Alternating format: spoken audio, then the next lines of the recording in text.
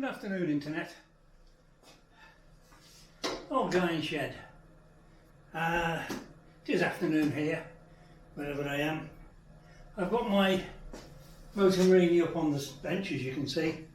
Went for a run on this, and I did a couple 100-mile pal of mine, and we pulled up, I don't know, traffic lights I think it was, and he said, "Your bike's sounding a bit rattly." And I thought, yeah, it is, a bit ticking. So I'm going to do the old tappets and whatever, just to eliminate it. Hopefully, touch wood, it's nothing worse than that. I have to say, it's running really well since I did the timing. I don't know if you remember that particular episode. So easy to do on the electric start model. There's a little, on the other side, little window onto the flywheel, into this little cover, line up the 2 pointers, you're done.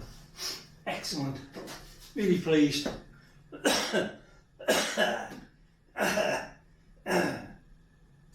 This one appears to be a little bit under-geared. I think it could do the tooth on the drive sprocket. I'm going to check that as well, see how we get on. I've still got the MV Augusta, which I haven't managed to sell. I'll be honest, I haven't tried very hard to sell it.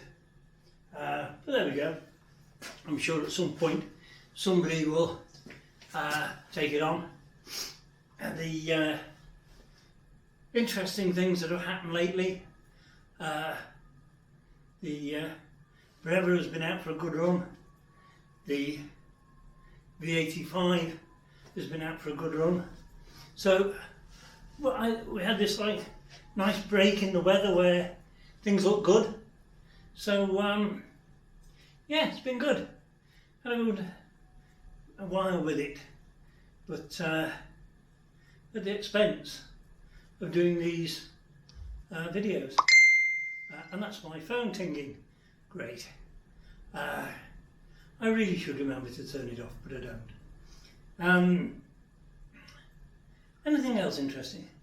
Well, there's loads interesting in the world. You know, we've got elections coming up. We've just had local elections. America are having elections, and everybody else in the world seems to be shouting at one another. Oh well, if not shouting, shooting. Pretty much the same thing, I think, these days. But I do worry for my grandchildren. The future doesn't look great. And in other news, as they say, I've swapped out the broken main stand on the V85, and I ordered a new one online, genuine Moto Guzzi, and it arrived, and I compared it to the one I took off. The one I took off was crap. It really was. In fact, I'll show you. It's here.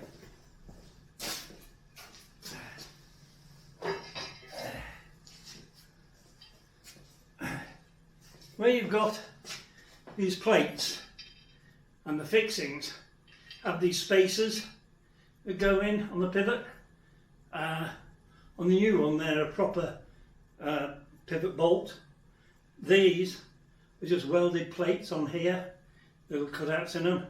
On the Guzzi one, they're proper socketed joints, and just generally, you know, this is epoxy little, you can see there, little stop. On the Guzzi one, it's a big piece. So all in all, a better piece of kit than this. And I think, and I'm only guessing, because I don't know. Oops. When the bike was originally bought, whoever bought it didn't tick the main stand box, you know, because an optional extra.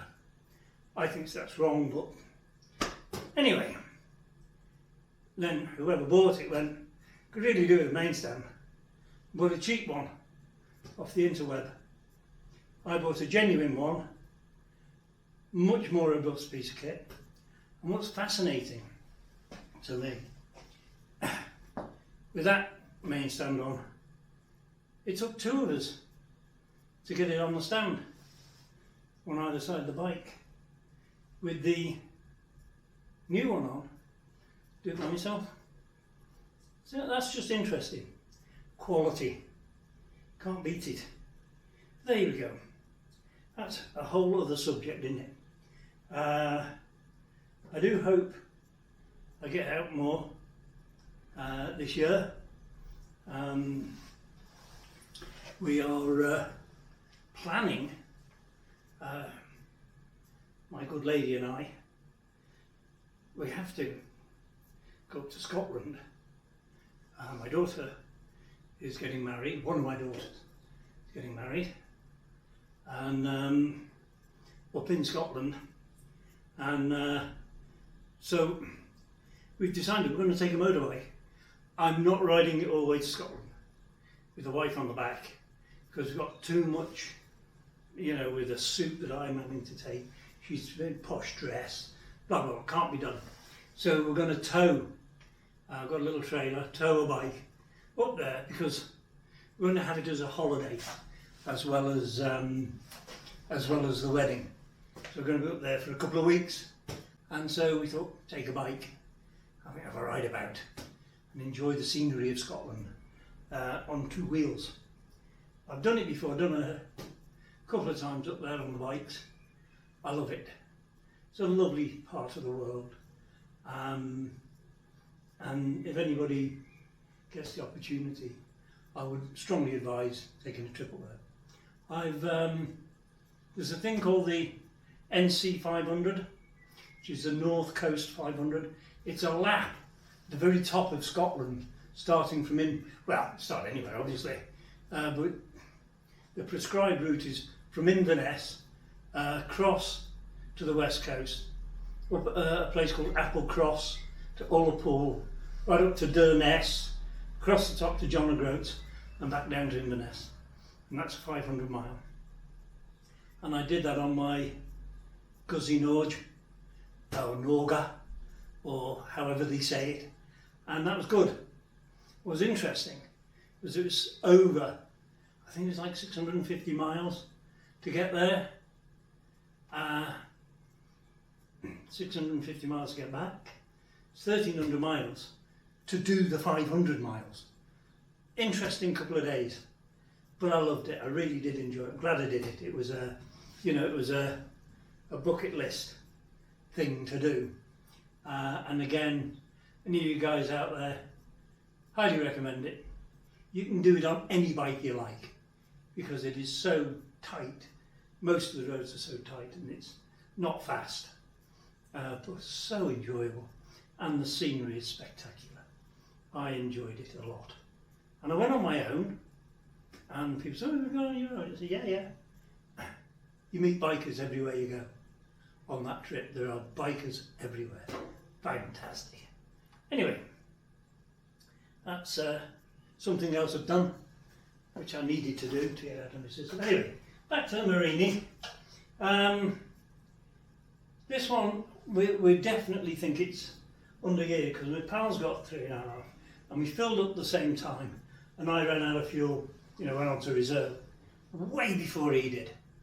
And so we think this is desperately under geared. It takes off like a scolded cat, but you're shifting out of first very, very quickly, and that's another indication that we're in this situation. So I'm going to check the sprockets and see how we get on from there. Right, I'll stop the video for the minute, because I'll get the tops off and I'll show you what's underneath the little rocker cover here, and so you can see what the hell's going on. I'll be back in a minute. That's easy, isn't it? Okay, so you can see I've got the rocker cover off here, exposing the rockers. I've set the crankshaft in the right spot to do the tappets, so the followers are on the heel of the cam. As you can see now, and maybe here, they're both noisy and very loose. My feeler gauge here is just slopping in there, both of them very easy, way too slack. It should be 0.1 mil, so pretty slack. I'll adjust these up and show you the difference in a minute.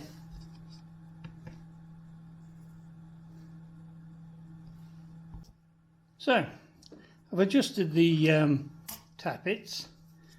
This is done, for those of you who don't know, most of you will know, by undoing this nut here, tightening down this screw here till this widget here, the feeler gauge, is just a firm fit underneath the tappet there. No slack anymore. Absolutely beautiful. Same with the other one. And now, next to no tappet noise at all. That will be spot on, and it'll take that little nasty tappety rattle out of the bike. I'll do the same on the back cylinder, and I'll be all finished and done for the tappets. It's simple enough, DIY stuff, handy with a set of spanners. Anybody can do it. Right, that'll be me, I think, for showing you this. Okay, internet, you've seen me just tappets.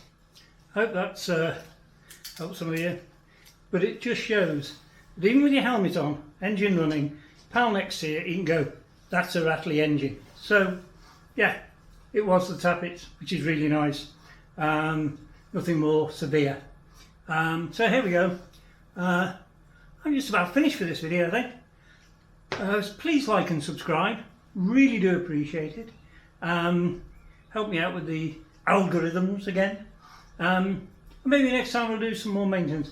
The other bits and pieces I've got to do on this is just sort of check the oils, tyre pressure, blah blah blah, and then I'll be out riding it again, which is always fun. We've got rain now till the weekend. It's only a couple of days away. It looks like the weekend's going to be good, so I should be riding this one to make sure that the adjustments I've made and the servicing is all tickety-boo. Okay guys, love you and leave you. Old guy in shed. Have a good one. Take care of yourselves.